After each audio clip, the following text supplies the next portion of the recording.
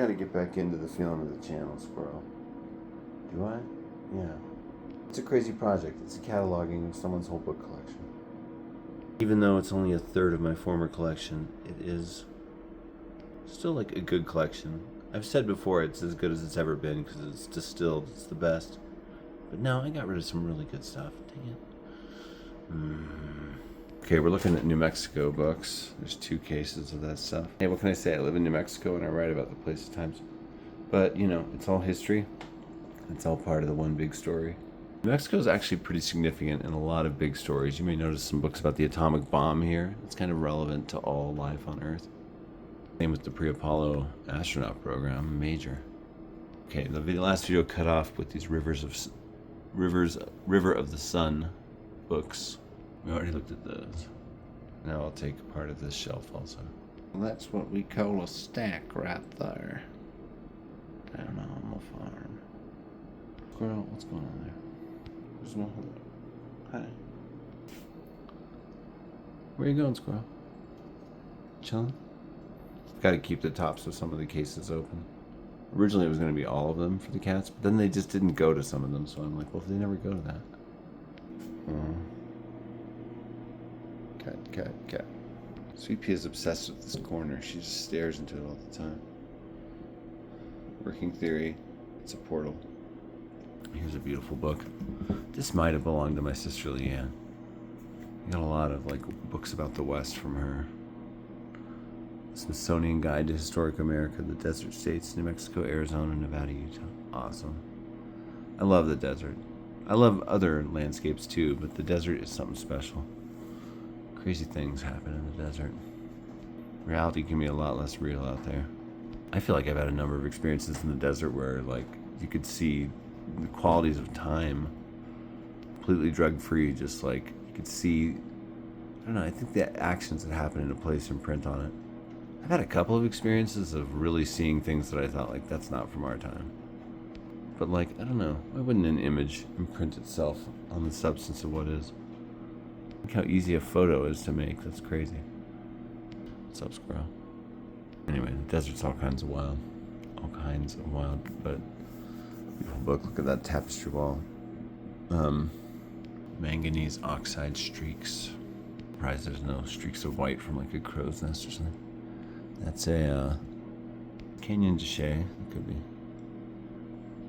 But that's beautiful. Cliff houses are so amazing. There was a people in North America long ago that figured everything out. Actually, many peoples. But I don't know. I've always loved just the feel of places like Mesa Verde and Bandelier, where you can experience these old cliff house ruins. Many of the wild places I've encountered in the wilds, like in Cane Gulch this last summer off the Escalante River. In Canyon de Chelly recently, last summer. I gotta sign up for that camp again. This looks like a beautiful book. You out there, listeners, do you specialize, not listeners, viewers, do you specialize in books about places or anything like that ever? I think that's a great way to have a part of your collection be. Like, I love my books about Albuquerque. I'm so glad I have all these books about Albuquerque. It's very relevant to my life because I live in Albuquerque. Desert plants, recipes, and remedies. Cool. Were I to have a kitchen bookcase, really, this might go there, but this looks cool. Just a kitchen pile. What are you kitties up to? Oh, I thought I gave this away to this guy that was obsessed with wolves. I could give this to him. I gave him another book about wolves. But I would actually like to read this. And I never heard that he read the ones I gave him, so. Okay, this book, not all about New Mexico, but it's in the New Mexico section. In fact, this should better be in the Southwest section, probably. Who should that?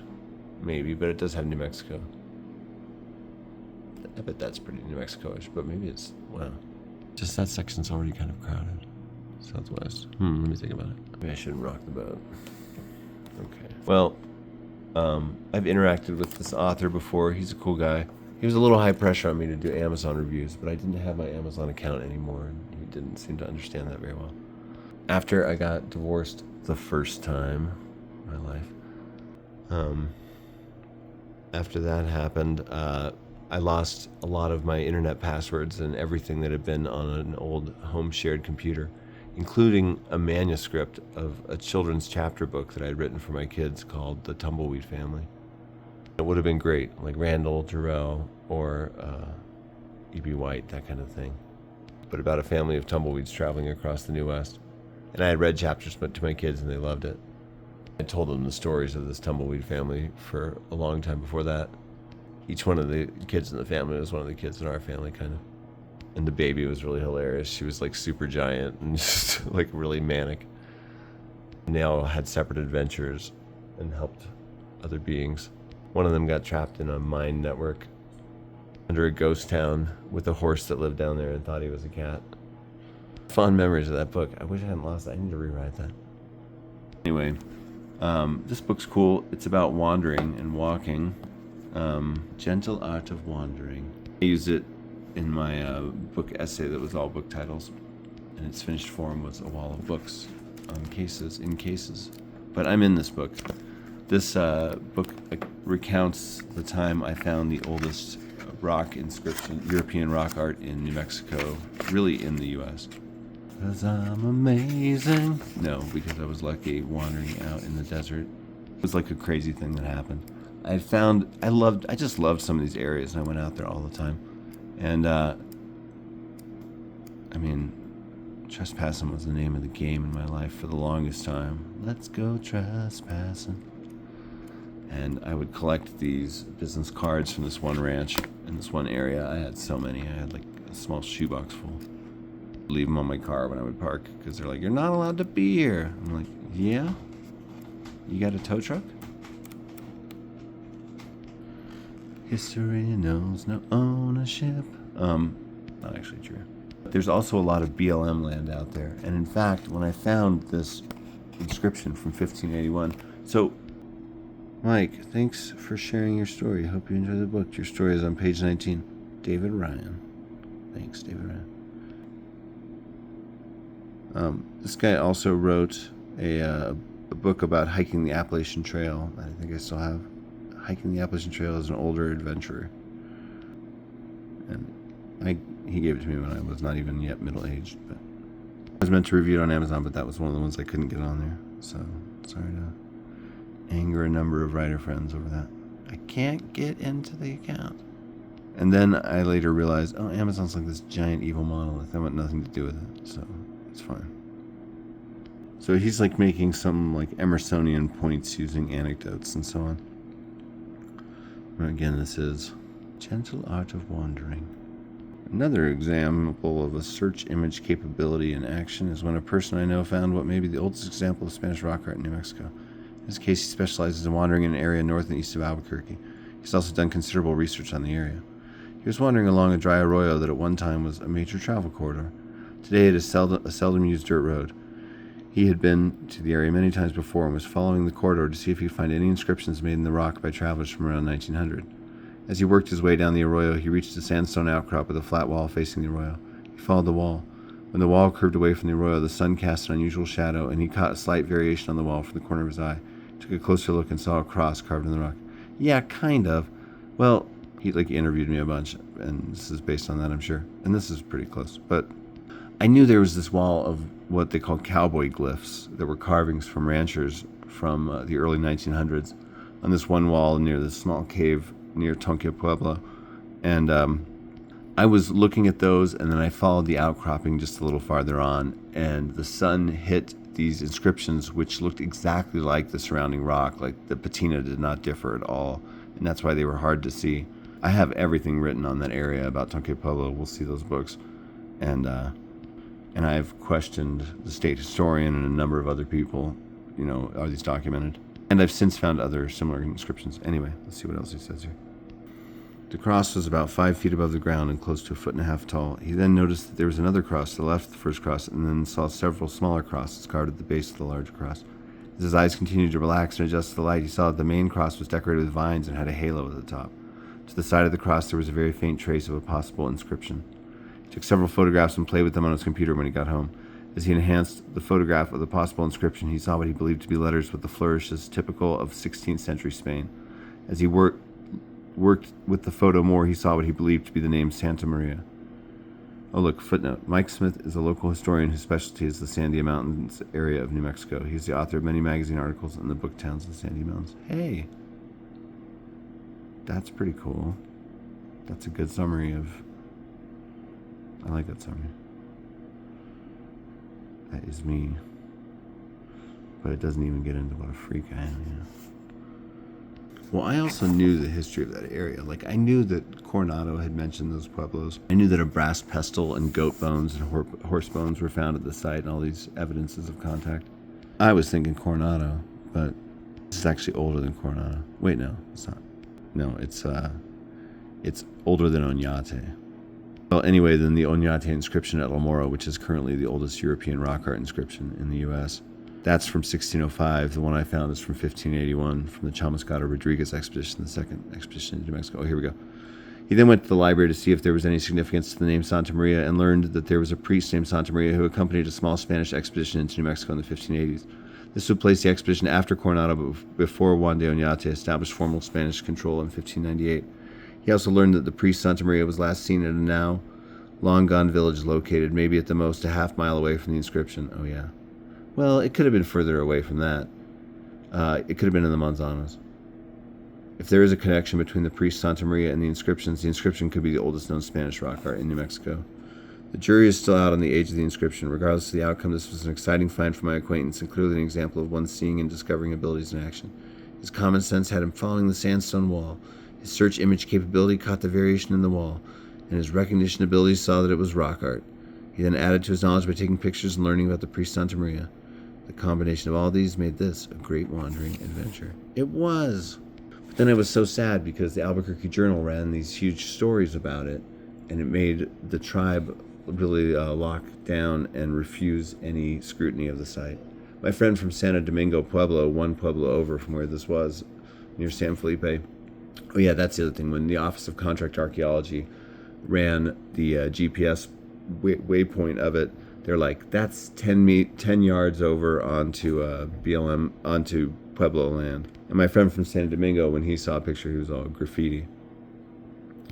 But the journal ran all these editorials, or at least a couple, that were like, history is for all. Let's find out.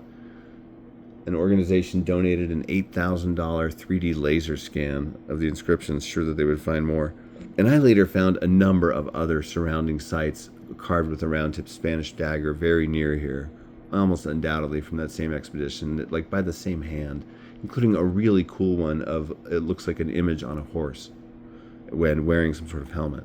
It's incredible. It's on this rock that ranchers called Shiprock, not the Shiprock in northwest New Mexico, but at least that's what this old rancher John Gonzalez, who used to live on this road that I interviewed, and when he shook my hand, he almost broke my hand. He was so tough. His party gag back in the day was dancing with horses that would stand on their hind legs, and he would just be like, no problem. Waltz around. Yeah, David Ryan, cool. Thanks for including me in that story in this book. Taro Mesa, check it out. This book is new. It's still in plastic. Oh, this is from a teacher free pile. Back in the very early 2000s, all the lefties I knew would always talk about Otero Mesa. We really wanted to protect it against oil drilling here in New Mexico. I was really quite concerned about it because everything I'd ever heard about it was just like, this place is beautiful and amazing, and it's like wild upon wild ecosystems in every direction. I mean, yeah, and it's here in New Mexico. And so I would go out with the Sierra Club all the time in Las Cruces in the surrounding area where I lived. I think we went to Socorro once and do door knocking for the Sierra Club or some New Mexico branch of it. I don't know if it ever got saved or not. But I felt like we made some differences here and there. Serving America's Wildest Grassland. Okay, that sounds kind of present tense. When did this book come out? 2008. Okay. So 14, 17 years. I hope it's okay.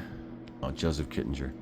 Now, I have never read this book, which is a recent autobiography of his, written with Craig Ryan, who is a very good writer. Oh, and a forward by Neil Armstrong. Amazing. This is a figure from the pre-Apollo program. I spent a number of years, like, absolutely obsessed with Joseph Kittinger and his jump from high altitude above gravity, above the sky. That's him right there.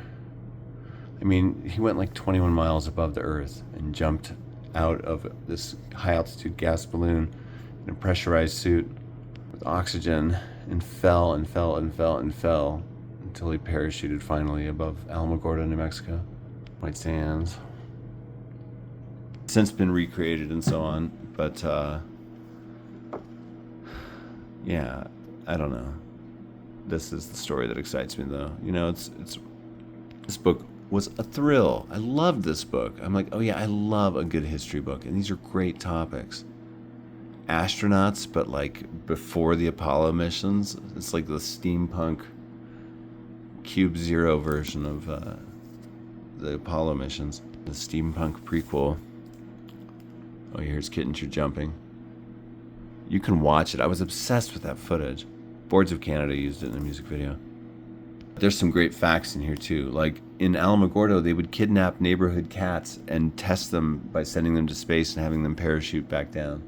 Can you imagine your cat comes running in with its tail all bushy? Why won't you come out from under the bed?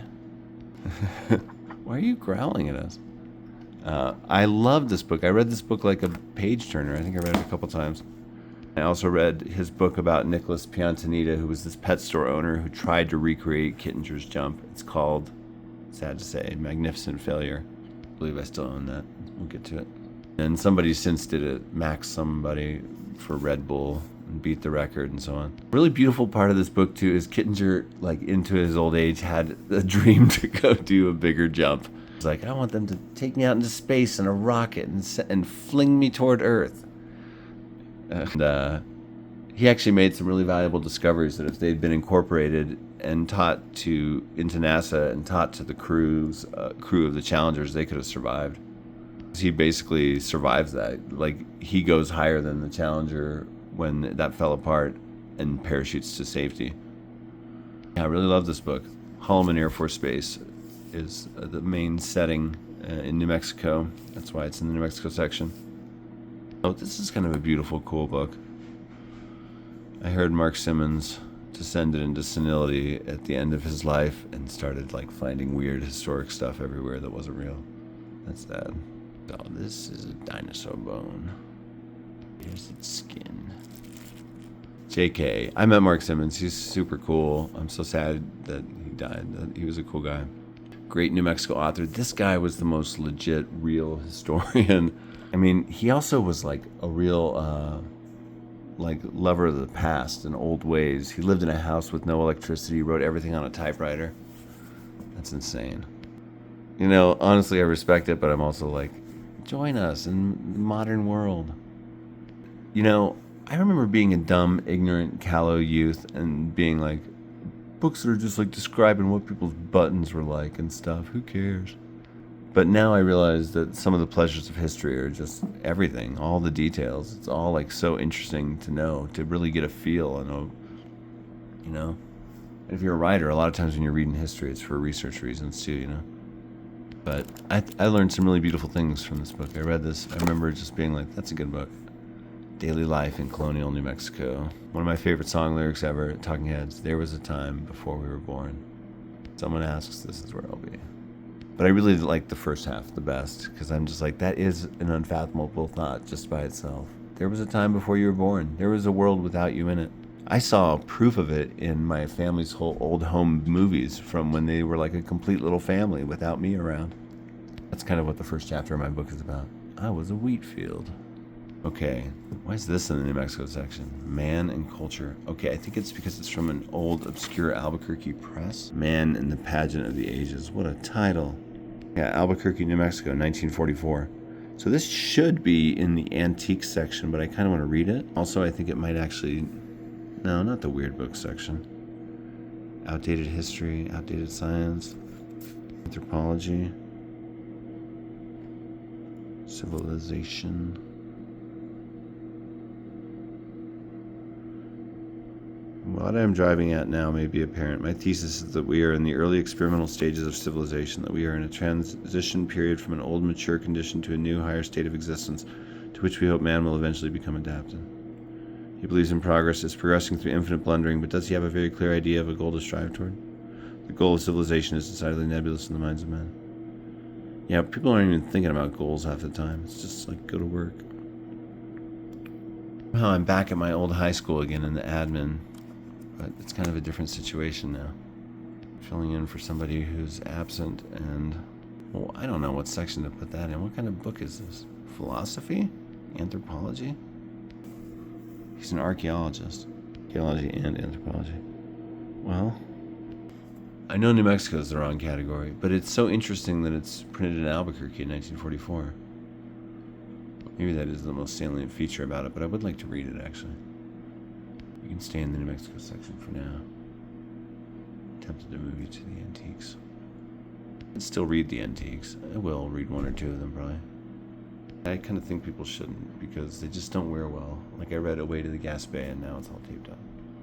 Living with the antiques now. I think that's right. Man, this is such a cool section.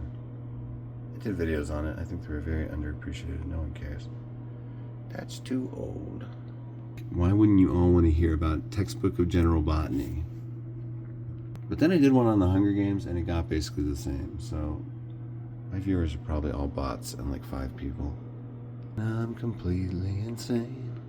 To myself, like narcissist. But it's the external intellectual visualization, realization of my intellectual Ivan Karamazov side, i.e. the book collection.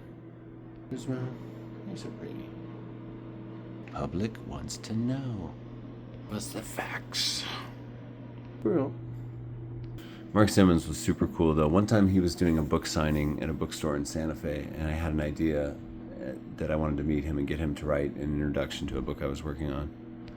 That never materialized, but that I did a lot of the research for. So, from some archives, I honestly forget where. Oh, the Sandoval County Historical Society, maybe? I printed out, oh no, maybe it was the Albuquerque Museum. Yeah, because I had these students helping me. That was so cool. My book was used as a textbook at East Mountain High School a long time ago. And so some of these students did like a research internship, and they came and like photocopied the whole run of this newspaper, the Golden Retort, for me from this newspaper archive. I think it was the Albuquerque Museum, yeah. Or maybe it was the East Mountain Historical Society out of like a room. This is a blurry memory now. But anyway, long story long, I read the whole run of the Golden Retort, which was this amazing little small town mining newspaper that was always mad about Spanish land grants and often really had no news to report, so it would talk about like squirrels and the wind and stuff. Squirrels active in camp today. But like significant figures came through, like that guy who founded that LA newspaper. What's his name? Anyway, I wanted to edit all these together into a readable book and with commentary. I don't think it would have taken that much work. It was a very readable, lively read, and it was very interesting, and a little bit of context would have made it really pop. And I started to format it and put it together. And I went to this guy's book signing, and it was great. He's written so many books. He's written like 50 books about New Mexico. The place really grows on some people, and I get it. He agreed to write the introduction for that book, so that was pretty cool. I was like, thank you. And we like struck up a, like an awareness of each other, and it was cool. He's from the Santa Fe area. There's been books written about him as like a figure. He's a very interesting figure. And on the middle shelf, this got cut off in the last video because the phone did something. I had these 2 books called River of the Sun. One is half about New Mexico, and one's a novel. So should these even be there? I just thought it was cool that they had the same title. This one is a novel by James Ramsey Ullman. I have a paperback chapter book for younger readers, also by this guy, River of the Sun. I believe this is a novel. Eclipse glasses. Huh. Whoa. Why did that make me feel some kind of way involuntarily? This one I've read. It's a book about the Gila River. I've read 2 books about the Gila River, maybe 3. 2 copies of the Gila. That one's great. Love that book. That's the one I really remember. Good big picture storytelling. Place-based. think the kind of writing I'm most interested in puts setting really far in the foreground. I like knowing about where things happen and what it all means in context. And the Gila River is the river that my pioneer ancestors wagoned into Arizona territory along back in the day when ancient Rome spanned the world and Genghis Khan was your mom. I think Idiocracy is probably going to be pretty accurate. Some people say it's a pro-eugenics movie, but I think it's just talking about entropy, honestly.